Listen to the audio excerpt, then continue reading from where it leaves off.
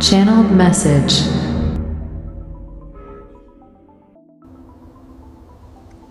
They are upset because you're not upset.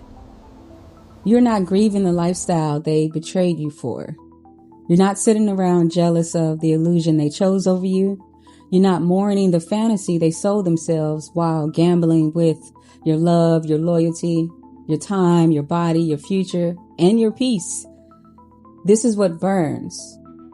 Because the dream they picked over you did not turn into the life they thought it would. The fast money did not come. The rich and famous fantasy did not arrive. The secret life did not become freedom. The people who clapped from sidelines encouraged the cheating, protected the lies, fed the smear campaign, and told them they're not going anywhere. It didn't lead them to some golden kingdom. It led them into lack. It led them into instability, into suspended time.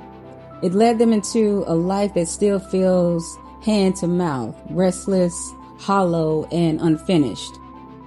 That is the real humiliation. They lost what was real chasing what was fake. They fumbled what was solid while entertaining what was empty. They betrayed a genuine bond for a performance, and now the stage lights are off. Now all that remains is consequence, and that goes for the co-signers too.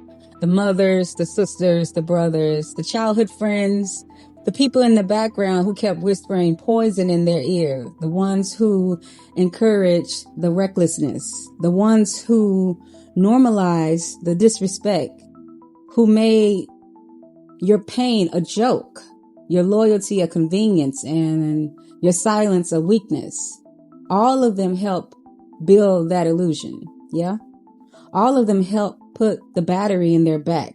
All of them help feed the ego that said they could walk on the wild side, live a double life, neglect you, lie to you, deprive you, misuse you, abuse you and the love you gave, and still come home expecting access to your heart like nothing had been damaged, like nothing has happened. The arrogance cost them that.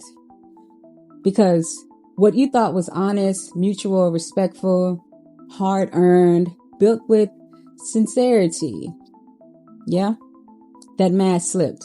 And the illusion you were under, that broke too.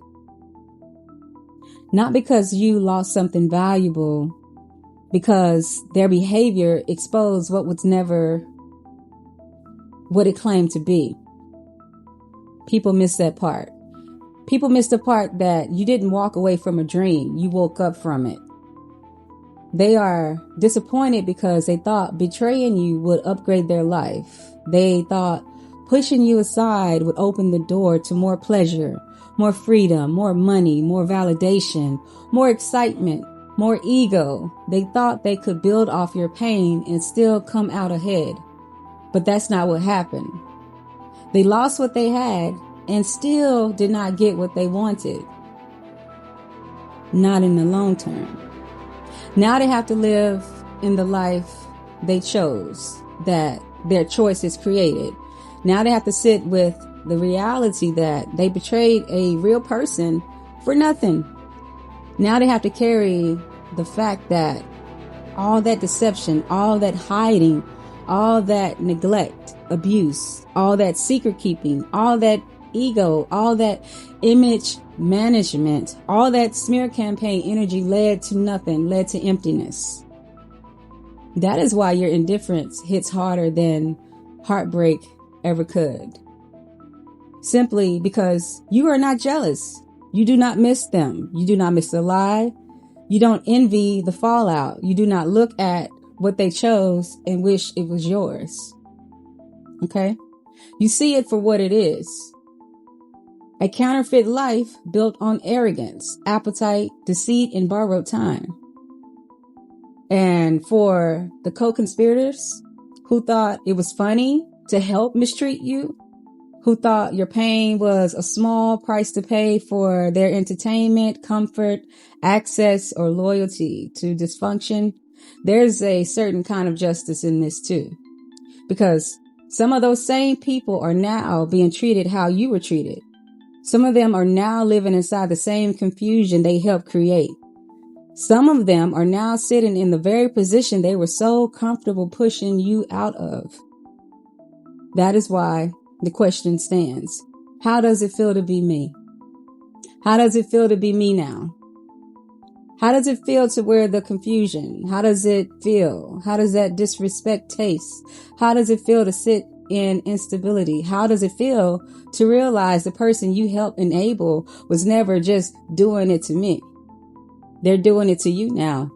How does it feel to discover that what you excused in private eventually turns and eats through your own house? Yeah? You wanted my position so bad. You protected the behavior. You endorsed the betrayal. You fed the delusion.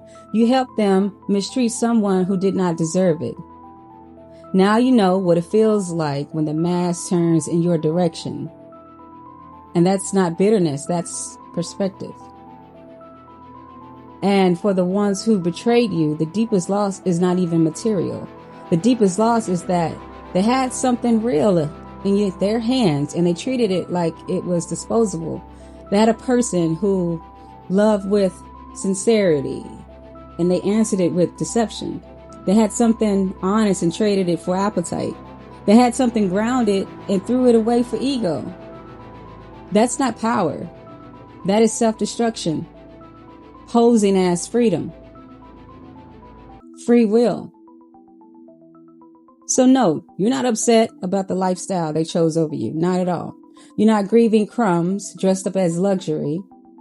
You're not mourning confusion dressed up as excitement. You're not longing for a life built on lies. You left the illusion to the people who needed it, yeah? And now they are stuck having to live in what they earned, while you get to live in what you learned. So yeah, how does it feel to be me then?